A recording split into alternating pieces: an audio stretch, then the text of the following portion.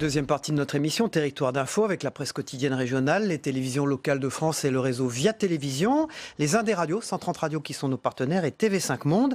Et l'invité politique en direct sur ce plateau ce matin, c'est Sacha Houlié. Bonjour. Bonjour. Merci d'être avec nous. Vous êtes député de la Vienne, La République en marche. Et pour vous interroger, à mes côtés ce matin, Oriane Mancini de Public Sénat. Bonjour Oriane. Bonjour Cyril. Bonjour et Stéphane Vernet qui dirige le bureau parisien de Ouest France, le plus grand quotidien francophone du monde. Merci d'être là. Bonjour. Sacha Houlié, c'est le remaniement, évidemment, qui est à la une évidemment, de tous les journaux ce matin. Il y a des tiraillements, semble-t-il, dans la constitution de ce gouvernement. Alors, dans cette configuration, qui est député, vous considérez que c'est plutôt, à ce moment-là, la prérogative ou la faute du Premier ministre ou du chef de l'État, il y a tiraillement? Moi, je ne crois pas qu'il y ait de faute. Je crois qu'il y a un cap à tenir et que, pour le coup, au moins à l'Assemblée nationale, nous en sommes les garants. C'est-à-dire que pendant qu'il y a des remplacements qui sont étudiés, d'abord à Beauvau, ensuite peut-être sur d'autres ministères. Le travail continue. Le travail parlementaire a permis hier l'adoption de la loi Pacte.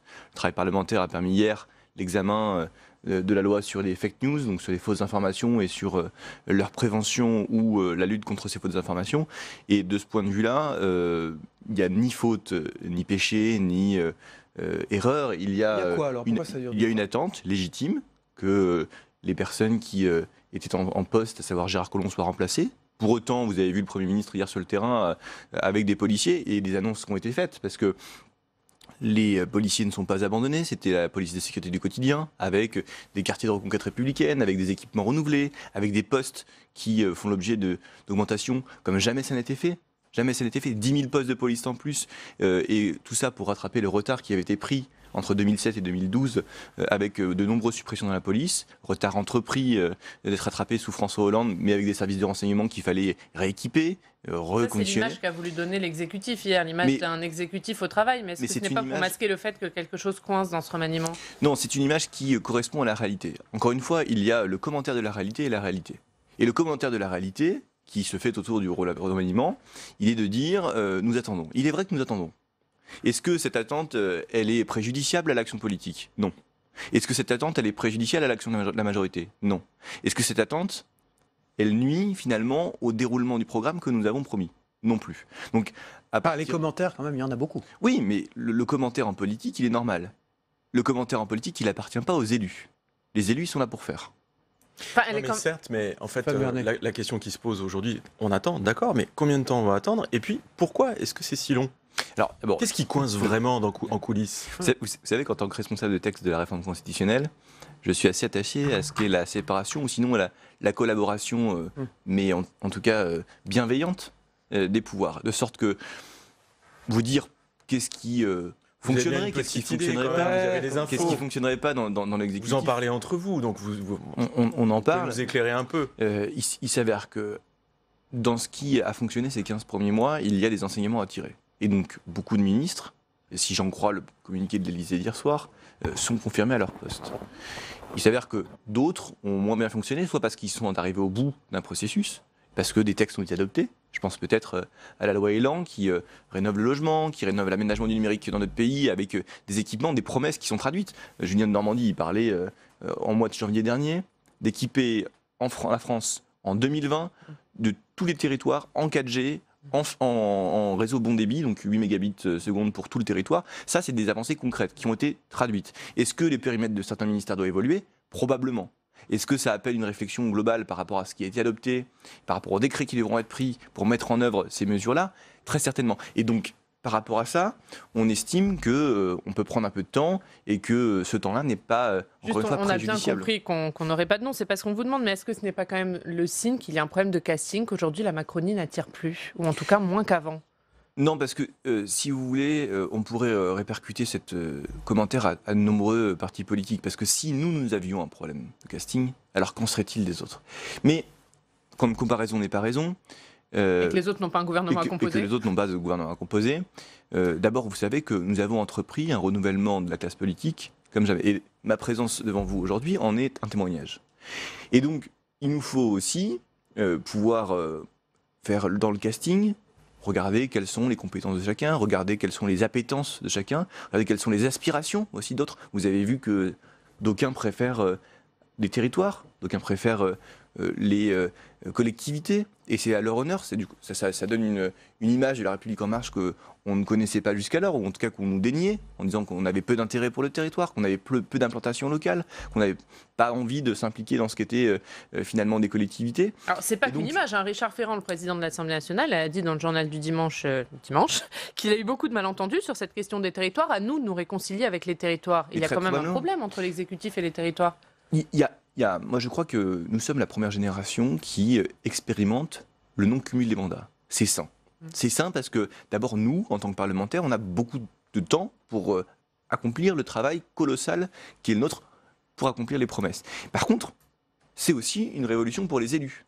Et vous avez de nombreux élus, et moi je le vois dans ma circonscription où j'ai 40 maires, où j'ai dans la Vienne, où il y a 3 communautés de communes ou communautés d'agglomération, où il y a un département qui est parmi les 10 départements les plus ruraux de France, où des personnes qui étaient élues avant et qui cumulaient des mandats, eh bien elles se trouvent pleinement à leur tâche. Donc il y en a qui le réussissent, d'autres qui ne le réussissent pas parce qu'ils ont ce sentiment de vide, mais en tout cas il y a une révolution dans le quotidien des élus, et cette révolution nous l'avons voulu aussi, parce que nous l'avons amplifiée dès notre élection, avec une loi sur la confiance, avec la fin des avantages qui étaient accordés aux parlementaires. Et demain, avec la réforme constitutionnelle, il y aura encore plus de pouvoir, parce que le pacte girondin qui a été promis par le président, il trouve une traduction.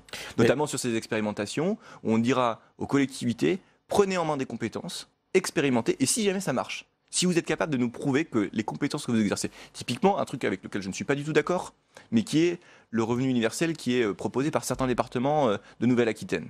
Eh bien, si ça fonctionne, au bout de 3 ans, plutôt que l'étendre à tout le territoire national, ou plutôt qu'il disparaisse, eh bien, il pourrait être pérennisé sur le périmètre des territoires, sur les quelques départements qui veulent le tester. Vous l'avez voulu, cette réforme, le problème, c'est qu'est-ce qu'elle n'a pas tendance à handicaper fortement la République En Marche ? Parce que sur l'ensemble du groupe qui est le vôtre à l'Assemblée, si je me souviens bien, il n'y avait qu'une quarantaine d'élus qui avaient déjà été députés. Donc vous avez il y a eu un renouvellement très fort, mais beaucoup d'élus nouveaux qui n'avaient pas l'expérience de la députation, qui n'étaient pas maires, qui n'avaient jamais été élus, et finalement qui ont un rapport à leur circonscription qui est un peu compliqué. Certains sont inconnus, n'y vont pas, ou très peu. Enfin, et vous n'avez pas de relais non plus, puisque vous n'avez pas vous tenez pas de grandes villes ou de choses comme ça. Comme le mouvement est très jeune, et ça, dans le dialogue avec les Français, c'est quelque chose qu'on entend beaucoup. Où sont nos députés ? Qui sont-ils ? Que font-ils ? Où est la République En Marche ? Les députés hors sol, hein. Il faut que je vous invite dans ma circonscription, parce que moi, je travaille avec de très nombreux élus. J'ai coutume de dire... mais vous l'entendez, cette critique, quand même ? Je l'entends, mais pour le coup, pour ce qui concerne le travail, au moins pour mon département, je le dénie. Parce que j'ai coutume de dire que je travaille bien avec 37 des 38 maires de ma circonscription. Voilà. Et par ailleurs...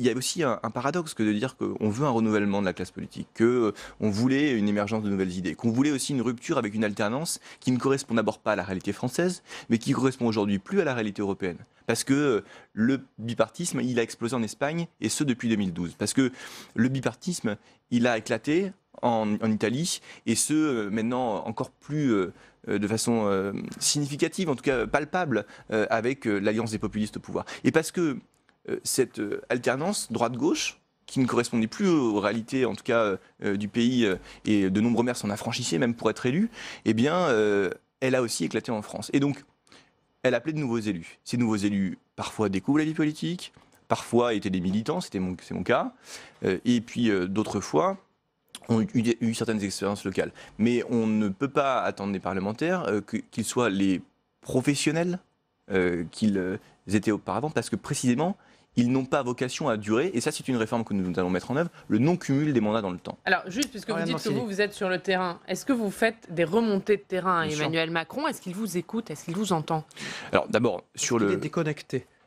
Je ne crois pas qu'on puisse dire que le président est déconnecté, précisément parce que dans le déplacement aux Antilles, on a vu cette proximité, on a vu cette aspiration à aller vers les gens. Est-ce qu'il entend les députés, les jeunes députés comme vous ?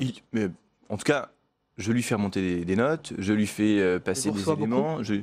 C'est pas une question de réception, parce que je suis pas avoir mon rond de serviette à l'Élysée, ou à être très inquiet, ou avoir la prétention de tout savoir sur ce qui se passe en France. Mais en tout cas, lorsqu'il m'est indiqué que des choses ne vont pas suffisamment vite sur de l'investissement local, sur le développement de parcs éoliens, parce que vous savez qu'on a renégocié le prix de l'énergie. On avait conclu sous l'ancien quinquennat un rachat du prix de l'énergie pour de l'éolien et du photovoltaïque 4 fois plus cher qu'en Allemagne. Nous, on a divisé le prix par 2 de ces parcs éoliens et photovoltaïques qu'on va déployer demain avec 15 milliards d'euros d'investissement. Pour interpeller le président de la République, pour un jeune député comme vous là. C'est une note à son secrétaire général, c'est une remontée par son conseiller politique, c'est parfois un SMS, plus rarement un appel en direct, mais les informations elles remontent, les informations elles sont centralisées et hier, nous étions avec quelques parlementaires de Nouvelle-Aquitaine pour mettre en commun aussi des bonnes pratiques et puis s'organiser au niveau régional. Alors hier, Emmanuel Macron, lui, était à la station F dans le 13e arrondissement de Paris, à la rencontre d'entrepreneurs.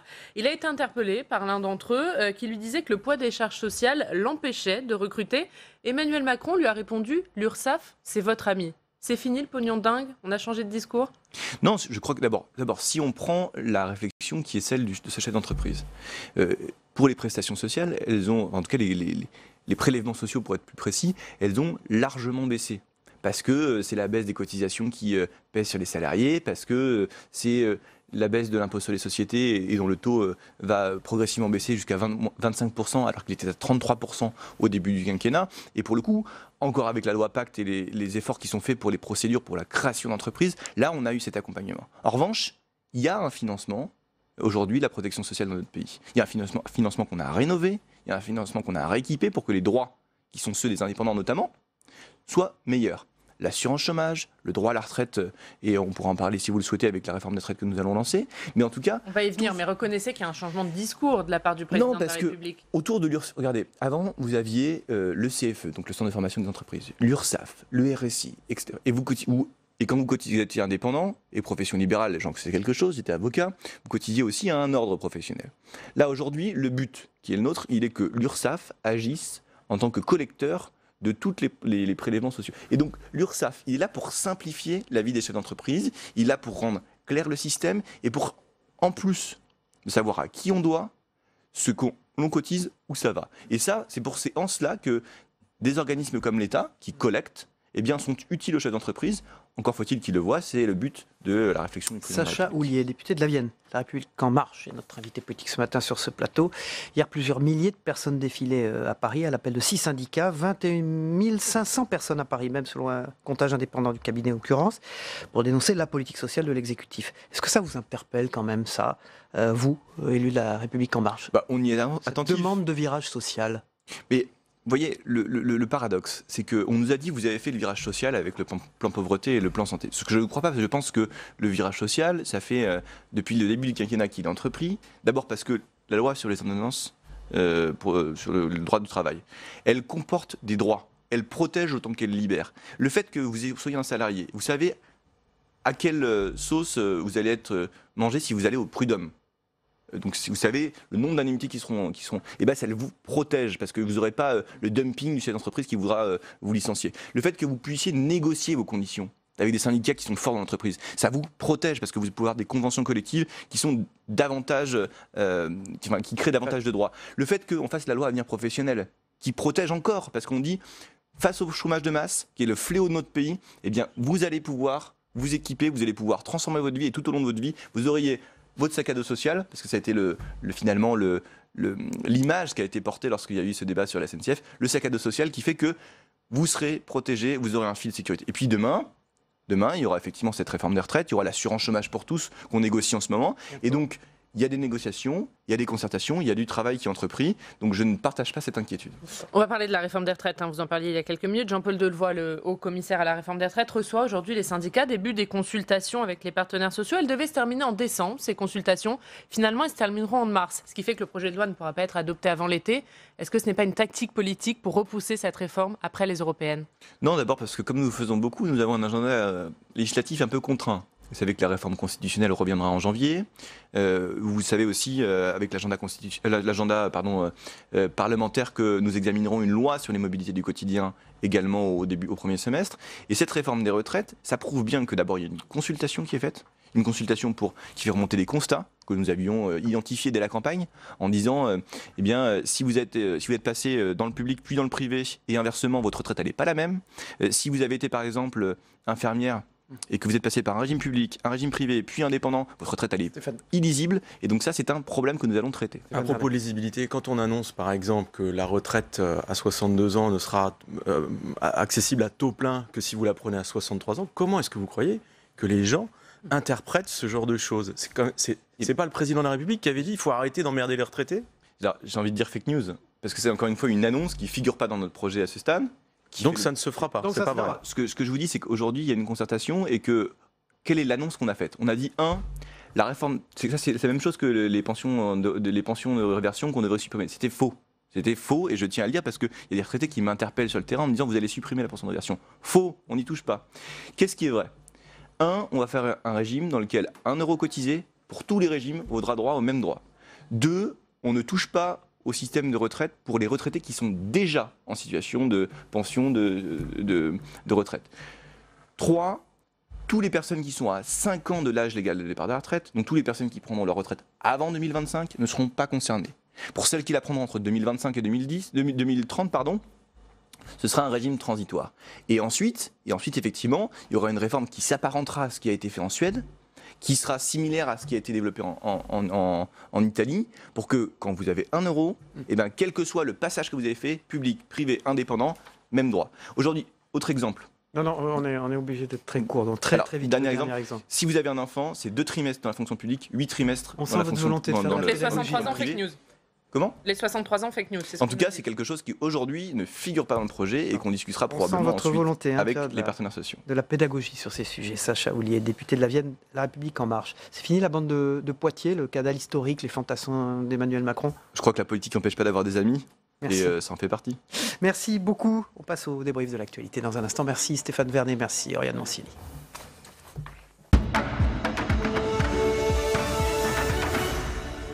La bande de Poitiers, c'était Guillaume Chiche et Pierre Persson également.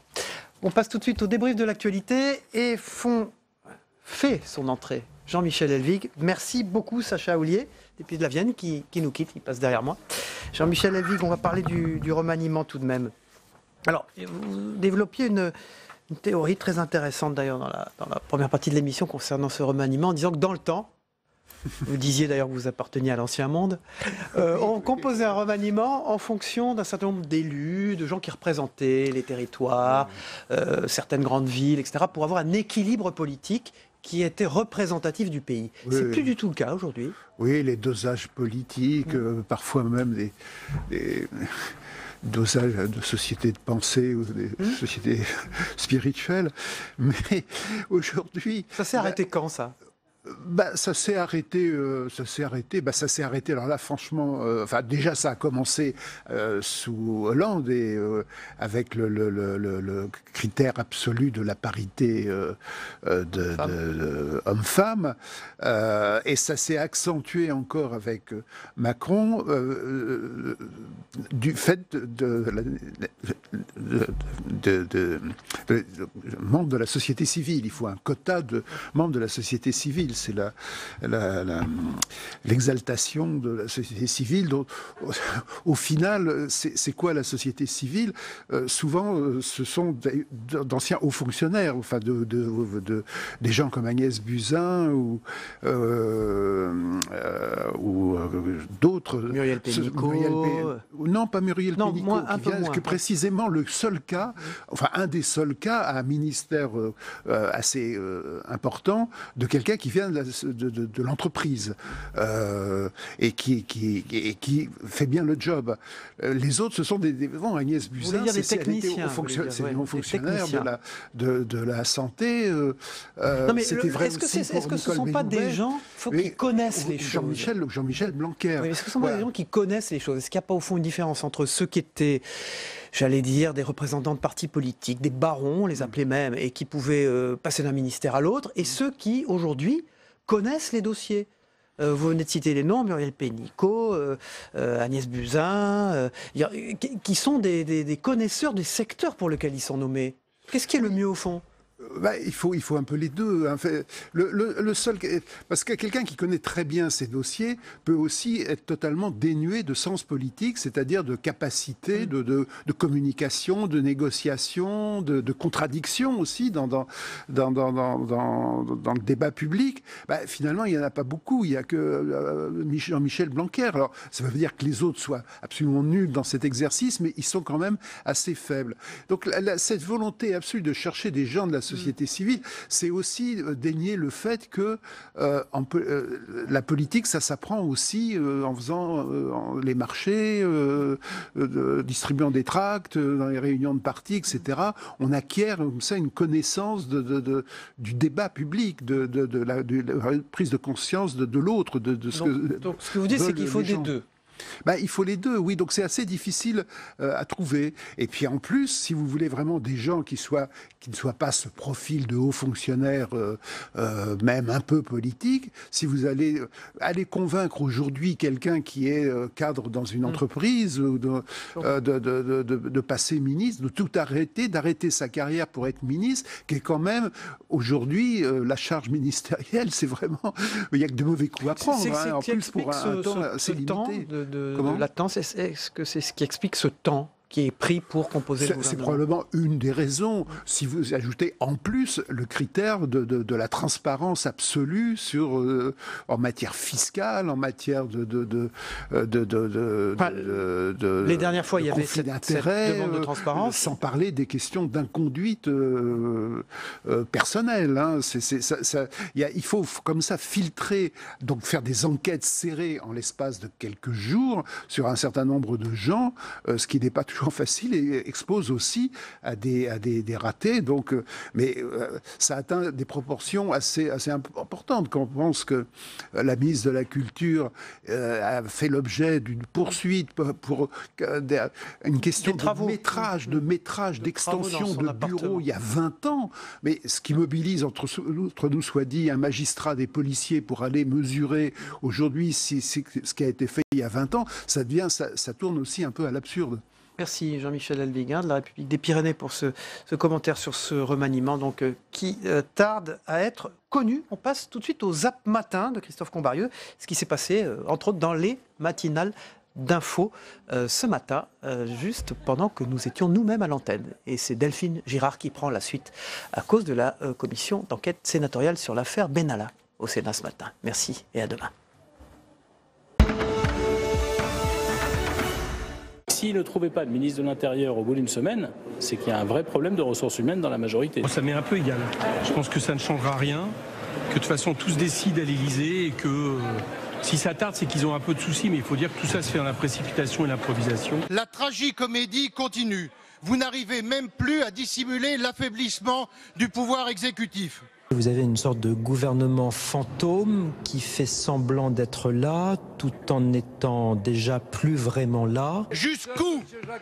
Jusque quand cette mascarade va-t-elle continuer, monsieur le Premier ministre ? Nous sommes dans l'attente de ce remaniement annoncé par l'exécutif. D'ailleurs, non, je sais que vous n'avez pas été appelé par Matignon, ça aurait été un scoop. Mais alors ça, ce serait de l'ouverture, ça, là. Je veux vous rassurer, monsieur le Président. Il n'y a, dans cette majorité et dans ce gouvernement, aucune fébrilité. Bon, c'est un peu difficile à croire, je vous avoue. C'est une situation quand même assez invraisemblable. Et j'entendais que vous parliez de Madame Nyssen, qui effectivement déclarait sortante du gouvernement, enfin selon les rumeurs, puisqu'on ne sait toujours rien. Est-ce que vous savez s'il y a des responsables politiques de votre formation qui ont été contactés, oui ou non ? Écoutez, si c'était le cas, peut-être qu'ils m'en auraient pas fait la confidence, mais sincèrement, si, je ne pense pas. Vous dire, Christian, t'as vu, j'ai résisté. Oui. Voilà, c'est bien. Oui, je les aurais félicités. Voilà, c'est bien mon gars. On a parlé de Mathieu Klein, qui était un proche de Manuel Valls à l'époque et qui l'aurait décliné. Est-ce que, comme premier secrétaire du PS, vous nous dites oui, c'est vrai ? Je préfère que Mathieu s'exprime lui-même, mais enfin, je peux vous confirmer le fait qu'il a effectivement décliné. Ça fait 1 an que la CFDT dit il y a un problème de verticalité du pouvoir et pas assez d'associations, des corps intermédiaires, des associations, des organisations syndicales, des organisations patronales. Donc là, j'attends un virage de ce côté-là. On place l'intérêt de notre pays avant l'approche politicienne. Ce qui signifie que toute réforme qui va dans le bon sens aura notre soutien. Cette logique, c'est une logique de proposition tournée vers le gouvernement. C'est une main tendue. Quand les réformes vont dans le bon sens, on n'est pas borné. Si ça va dans l'intérêt du pays, on est au rendez-vous. Mais avec Laurent Wauquiez, on a décidé désormais de basculer dans l'ère des propositions. Propositions sur la baisse des dépenses publiques hier.